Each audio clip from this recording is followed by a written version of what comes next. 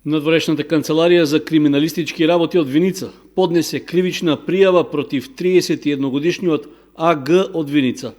Против него постојат основи на сомнение за сторено кривично дело непостапување според здравствените прописи за време на епидемија. На 18 март лицето влегло во Македонија и се обврзало на задолжителна самоизолација во времетраење од 14 дена. При контрола, еден ден подоцна, било констатирано дека тоа не се придржувало на изречените мерки. Полициски службеници од полицијата во Виница на магистралниот пат Кочани-Делчево запрели и контролирале товарно возило Пежо, што го управувал пријавениот. Кривична пријава од виничката полиција заработи и 44-годишниот ВК од Виница, поради основи на сомнение дека сторил кривично дело непостапување според здравствените прописи за време на епидемија.